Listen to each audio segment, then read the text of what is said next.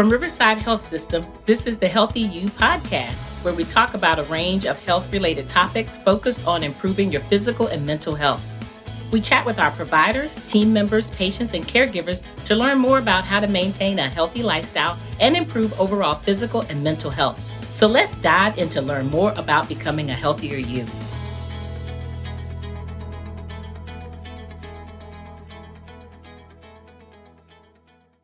I'm Frankye Myers, System Chief Nursing Officer for Riverside Health System, and I'm really excited to have Dr. William McAllister, who is a neurosurgeon with Riverside Hampton Roads Neurosurgical and Spine Specialist, here with us today in the studio. Welcome, Dr. McAllister. Thank you. Nice to be here. Dr. McAllister, briefly talk to me a little bit about why you decided to pursue a career as a neurosurgeon. Well, there's a lot of different reasons, but fundamentally it was because when I was in medical school, the things that appealed to me the most were the brain, how it worked, how to fix it when it didn't work. And I just liked neurosurgery from the point of view that it seemed to be one of the last medical specialties where once you became a neurosurgeon, you still got to do the full expanse of the specialty. Right. You weren't pigeonholed into doing one thing the way some specialties go down, like these little gaps where they only focus on one specific aspect. Most neurosurgeons typically can sort of do and operate everywhere on the nervous system, and I like that. I like the mystery of the nervous system. I like the intellectual challenge that dealing with neurosurgical problems presented. But fundamentally, I liked working with my hands and fixing things. Right. And the part of the body that I was the most interested in fixing was the spine and the brain. Right. So Interesting. that's it. Interesting. So on this episode, we're going to be talking about stereotactic radiosurgery for the treatment of malignant brain and spinal tumors. Talk a little bit about that technology and then the treatment as it relates to those malignant brain and spinal tumors. Well, in relation to what you asked me first, when I first became a neurosurgeon, I didn't think that this was something that I would be doing. In fact, when I was in medical school, there was really only one place in the United States of America that was doing stereotactic radiosurgery. But that technology has been embraced by the neurosurgical community at large, and we've had it here at Riverside. And basically what stereotactic radiosurgery is a way of doing surgery without really cutting on anything, using beams and arcs of radiation to precisely treat tumors, mostly malignant, but actually sometimes benign, right, that involve the brain and the spinal cord through a technique that we have at Riverside. We have one device that's called the Gamma Knife, which has been around since the late 60s and early 70s. It didn't come to North America until 1986, and we got it here at Riverside in 2004, I think. And then we have another device called the Variant Edge, which we use for the spinal tumors. Okay. So in lieu of doing conventional radiation treatments and or doing open surgery, we can now treat many tumors. And I mean many, I mean a lot. Even tumors, sometimes people can have up to 14 tumors in their brain. And we can treat them with a single session of radiosurgery and achieve the same results you would, not that you would operate on someone with 14 tumors, you wouldn't. But you can achieve the same result that, like, for instance, doing conventional whole brain radiation, which was the classic way of dealing with something like that might be done. And radiosurgery offers the precision that you avoid giving radiation to parts of the brain that don't really need it. Right. Fundamentally, that's the difference between stereotactic radiation and conventional radiation. And because the spinal cord is sensitive to radiation and because the brain is sensitive to radiation, you can give what are essentially lethal doses to malignant tumors using stereotactic techniques and avoid really contaminating the rest of the brain with any unwanted radiation. So we've really, since about 2005, have treated the primary malignant brain tumor we treat are brain metastases. And in this community, the most common cause of that is lung cancer that has spread or metastasized the brain. But we also take care of patients who've had breast cancer with metastases, melanoma or skin cancers. We treated a lady earlier this week who had a gastric tumor that had spread to her brain. She had 5 tumors, and rather than doing regular radiation, which wouldn't have worked particularly well for the kind of tumor we did this procedure called Gamma Knife on her.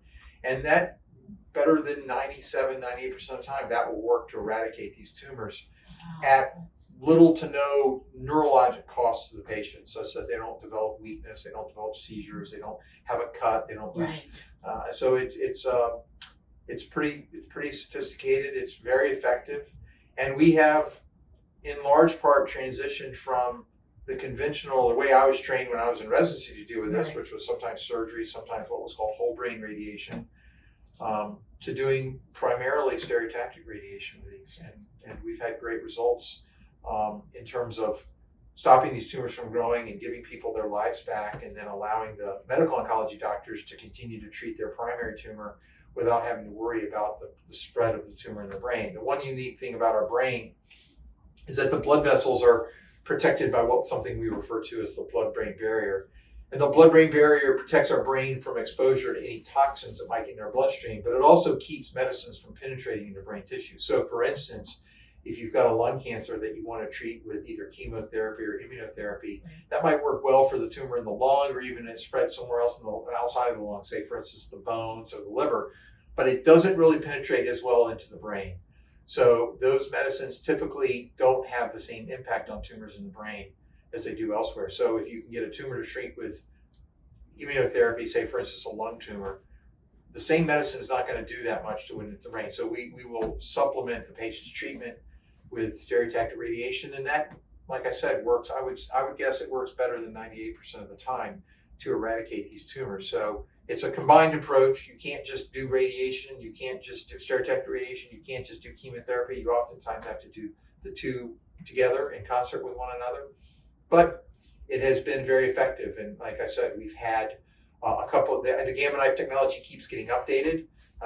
And we will update our device within the next year, I believe. We currently have something called the Gamma Knife Icon unit. We're going to update it again. That technology keeps, fundamentally, it's the same machine. It's been since the 60s, but with computer technology, with imaging technology, certain parts of it get a lot safer and a lot faster. Right. So we're fortunate enough, we keep getting all the newest updates, and we'll update it again. And so we'll continue to be able to offer this treatment to the patients in our community when they do unfortunately have these types of brain problems. That's awesome. And, thank you for your expertise and that information for our viewers. Are there any major, and I'm sure there are probably a lot of them, and we probably can't get into all of that in this podcast, but are there exclusions? Are there people that this treatment approach would not be appropriate for? There are. Size is one factor. Okay. One of the unfortunate realities when you're dealing with the physics of radiation is that if a tumor gets to a certain volume, meaning that it's the overall size of it gets to a certain point, then not that the accuracy is diminished, but the drop off, meaning that the difference between the dose of radiation you're giving at the margin of the tumor to what the surrounding brain tissue is getting, it starts to become dangerous. Okay. So generally tumors, with our new unit, we can treat tumors that are up to 3.5 centimeters or about 1.5 inches across. Beyond that, you start to run the risk that you're going to cause radiation-induced toxicity. So for those larger tumors, either one, you have to do whole brain radiation, which sometimes works and sometimes doesn't. If the patient's in good enough quality and the tumor's in a place that's easily accessible, sometimes you can take those tumors out. And by debulking them, then you can cause them to collapse, and you can create a smaller overall volume to treat.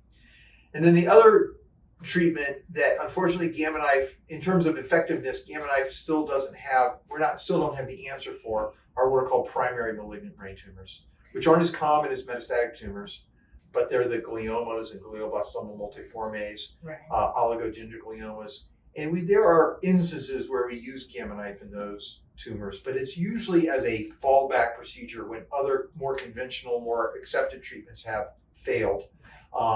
So for instance, if you're diagnosed with malignant primary tumor, the most common of which is being a GBM, not a very good diagnosis to get in terms of how well we do treating it. It's one of the most embarrassing things about being right. a neurosurgeon is that there's this one tumor that we've all known about since neurosurgery came into existence, and yet our treatment options and what we offer for it hasn't dramatically improved, with one exception, really, since the whole age of neurosurgical treatment. Right. So unfortunately, radiosurgery, which was thought that might be able to do something positive for gliomas, hasn't really had much of an impact on the overall, arc of how those patients perform with their tumors. There are instances where we do treatments. There are a couple of patients who are long-term survivors, and they do get recurrence that's easily defined and can be easily seen on an MRI scan that doesn't seem to have this kind of spider web distribution. Right. And on those patients, sometimes we can effectively control recurrence, but unfortunately, that's a minority of those patients. That's the one place, that and the overall size. So if someone comes in with a really, really large tumor that, say, for instance, spread from another tumor elsewhere in the body, if it's beyond about 4 centimeters in size, 3.5 centimeters, we generally are going to either have to take that out or not do anything. The Gamma knife just won't work. So there is an advantage in Gamma knife to catching the tumors early. Unfortunately, our medical oncologists know this, and so they tend to be very alert and scan people at the first sign that there's some reason to think that they might have a tumor. So most of the tumors nowadays, because of the way MRI imaging is so sensitive, are caught before that happens. Not all of them, but the majority. Yeah, so the early detection, like with all cancer, is critical, and that certainly seems to be, that's true for Gamma knife. But like I said, our medical oncologists, who are usually the primary, physicians and caregivers in charge of these patients, of course, the referrals for us, they're pretty proactive about doing these scans at the first sign that something is amiss with the patient, particularly if they're having headaches or some weakness, something that just doesn't seem quite right, that makes them suspect that a brain process may be underway. Absolutely. So I think for our viewers, that just reiterates the importance of preventative care. Yeah. Like having a relationship with your primary care physician, having those annual checkups, so that if things come up, that you identify them early, and really being in tune with your body and identifying when something doesn't feel right or something is different. That's really great information. Yeah, absolutely. Vigilance is important, and catching things early. That's why they just changed the breast cancer screening recommendations to age 40. The notion is that if you can catch these things earlier, you've got a much better chance of cure and or at least putting things into remission for much longer periods of time. Absolutely.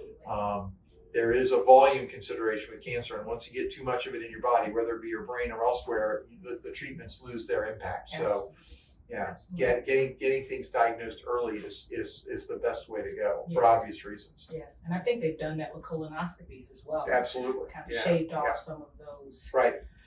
The time frame in which they're covered. Absolutely. So great information, Dr. McAllister. Thank you. What frequently are used treatments for? And you talked a little bit about the malignant, the treatment for malignant brain and spine tumors. Are there other treatment modalities that you think would come into play? I mean, other things that we treat at the Gamma Knife Center? Oh, absolutely. We treat, so the other things that we treat that we see a lot of are benign tumors. There are a lot of benign tumors in the brain. The two most common are schwannomas, which are tumors that grow on the lining of the nerves. The most common would be the nerves that control hearing and balance. So what are called vestibular schwannomas, which are usually detected when they're small because they typically present with hearing loss. Okay. And people come in with one ear less, more deaf than the other. Right. They get a scan, and sure enough, they've got a small little 8 or 9 millimeter schwannoma, which usually isn't a life-threatening tumor. You can remove them with surgery. Right. Most people will lose their hearing if you remove the surgery. But vast majority of schwannomas, if you treat them with stereotactic radiation, will stop growing and shrink. And there's some data to suggest that the hearing preservation is longer. They still do oftentimes lose their hearing, but you can spare the patient the risk of a craniotomy. There's another type of benign tumor in the brain called a meningioma, which can be benign. Most are benign. There's some that are intermediate, some are malignant, but the benign ones can oftentimes, if they're small enough and thought to be, some don't actually need to be treated. Some are discovered in older patients, and they're incidentally discovered and they won't actually grow. But if there's a sense that they're growing and there's a sense that there's something there that could cause a problem down the road, those can be treated quite effectively with radiosurgery. Sometimes meningiomas are in places where you can take them out. You can't fully remove them. They're attached to nerves. They can be attached to blood vessels. So sometimes you'll do an operation on a meningioma, but you'll deliberately leave something behind because you know if you're too aggressive, you might cause some harm. So you can go back after a surgery and touch it up with Gamma knife, and that will oftentimes prevent regrowth. There's a condition that is totally unrelated to a tumor called trigeminal neuralgia, which is a facial pain syndrome that most patients will tell you is, and people that treat it, which I'm one of, will say it's probably the most painful thing anyone can experience. And in fact, prior to the advent of therapies for those, the most common way people dealt with it was that they committed suicide because the pain was so extraordinary. And that actually can be sometimes treated quite well with radiosurgery by radiating the nerve that controls this. It's called the trigeminal nerve. Right. And that's one thing that we often will treat, particularly in older patients who don't want to undergo more invasive procedures. Radiosurgery to the fifth cranial nerve can be an effective remedy for that. In fact, that's one of the reasons radiosurgery was actually invented by its inventor, a guy named Lars Lexell, who's long since passed, but he was interested in figuring out a way to treat trigeminal neuralgia for the patients back in the 60s, where in his home in Sweden, who didn't have really good options. Right. And then there's a brain blood vessel condition called AVMs, arteriovenous malformations, which can bleed. They're not tumors, but they're not normal blood vessels, so they have some component of what we call neoplasia. They're abnormalities of the blood vessels. And they actually can be treated with radiosurgery. You can define them the same way you define a tumor, although they've got blood flow through them. And the abnormality is just that the blood vessels are abnormal. But if they're small enough, again, size is important. If you treat them with radiosurgery, within 2 years, about 85 to 80 to 90% of them will obliterate and will go away, and therefore the risk of bleeding goes down. And that's a real help, because some of these can be very deep in the brain. They can prevent with bleeding. They can be very problematic, and getting them can be challenging because one, they bleed a lot when you operate on them, and particularly if they're deep in the brain, it's very challenging to do that without causing harm to the patient. So radiosurgery is a great option for small, deep-seated AVMs that are in what we call eloquent parts of the brain. So we treat all of those things. Probably the most common thing we treat, though, is what we initially mentioned, which is the malignant metastatic brain tumors. That's by far and away our most common diagnosis, but we treat a fair bit of all the other things as well. Okay. Is there a family history associated with some of these tumors? Is there genetic testing that can identify? Are there things? There's a rare condition that meningiomas can run in families. There's a condition for vestibular schwannomas called neurofibromatosis 2, which has a history which is genetic. But the vast majority of things that we treat in neurosurgery, whether it be meningiomas, gliomas, all those things, it's not as genetically linked to some other issues in health, like, for instance, diabetes and high blood pressure. Most of the things that we deal with in the neurosurgical world are not, at least as the current state of medical knowledge, we don't think they're genetically linked. Okay. You talked a little bit about the stereotactic radiology procedure. Can you just kind of walk it out step by step? What would that phase look like for someone? So I can tell you, like, for instance, tomorrow we're treating a lady who has known lung cancer, and she's actually had previous gamma knife before. And we just did a routine follow-up MRI scan on her to check our work, which we do pretty much in the first year, every 3 months after we've done a treatment.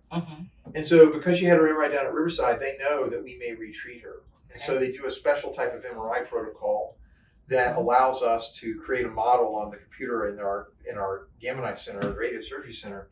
And she, in fact, had an MRI early in the week, and she was found to have a few new tumors. They were all quite small. None of the biggest one was, I want to say, 6 millimeters across. So she had no symptoms, but she has these new tumors. So basically what happened was, she lives up near Richmond, but I called her. She didn't want to drive down. I called her. She had seen her report on the iCare, the MyChart app. So she was nervous. She knew that it showed that, one, the tumors we treated were gone, but the radiologist noted that she had several new tumors. So I called her and I said, how do you want to deal with this? She's young. She's like, I'm still in the fight. I don't want to give up. So basically we were able to take her MRI scan that was done already, import it into our Gamma Plan software. We've already planned her treatment. She will come down tomorrow morning to the radiosurgery center early in the morning. She'll probably get there at 6 in the morning. Around 6:30 in the morning, anesthesial and I will meet with her, and we will give her sedation and kind of put her into a twilight side of it, sedation, similar to like you would get for a colonoscopy. And then we'll put this frame on her skull. It'll, like, the pins go into your skull, but you're numbed up, so you don't feel it, and you're given medicine, you don't remember it. And then she'll get a CAT scan in the MRI and the Gamma Knife Center, That CAT scan will then with a computer program will merge to the previous MRI scan that showed the tumors.